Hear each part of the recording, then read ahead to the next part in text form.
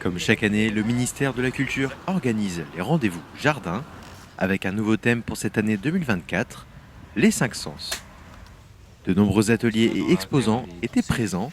C'est notamment le cas de Carole Pilor, illustratrice et ingénieure écologue. Alors écologue, en fait, j'étudie la biodiversité, la nature, les interactions entre les êtres vivants.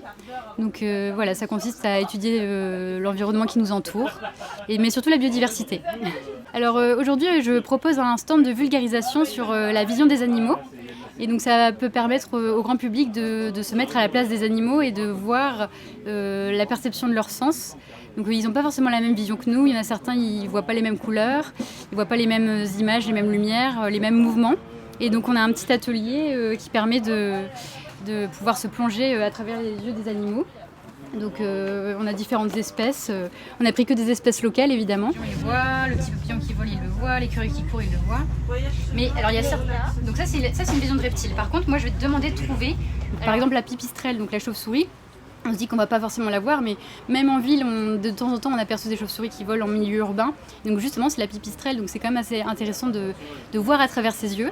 Surtout que c'est une espèce très importante au niveau de l'écosystème et qui mange plein de moustiques.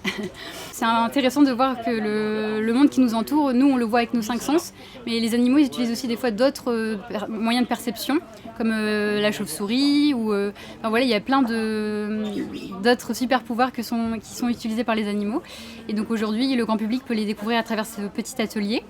Et les enfants aussi, on les invite à réaliser un petit exercice créatif, à se mettre à la place des animaux et dessiner, imaginer ce qu'on pourrait voir le monde à travers leurs yeux.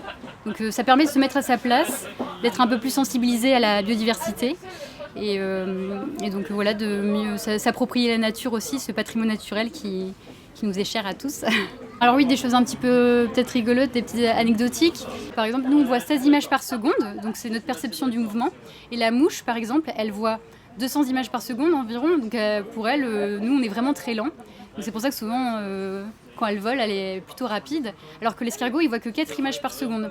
Donc ça veut dire que si on passe notre main tout doucement au-dessus de l'escargot, il va voir quelque chose, mais voilà, assez flou. Par contre, si on secoue notre main au-dessus de lui, il va même pas la voir tellement, voilà, il aura pas une bonne perception du mouvement comme nous. Les prédateurs, ils ont les yeux devant. Tu vois, nous, au final, les humains, on a les yeux devant. Ça, c'est aussi parce qu'on était des anciens arboricoles, on vivait dans les arbres il y a très longtemps. Des fois, on se rend compte que les enfants connaissent mieux les girafes, les lions, etc. Et en fait, la biodiversité de chez nous est aussi très intéressante, donc c'est important aussi de s'y pencher. Donc, l'illustration naturaliste, c'est vraiment accessible à tous. C'est vraiment un exercice d'observation. Et même presque de méditation, parce que souvent quand on dessine on ne pense pas au reste. Et il faut juste être patient, donc voilà. N'hésitez pas à vous mettre à l'illustration naturaliste, ça peut permettre de mieux comprendre son environnement et c'est très passionnant. Donc, Ah ça marche, super. D'ailleurs les marque-pages,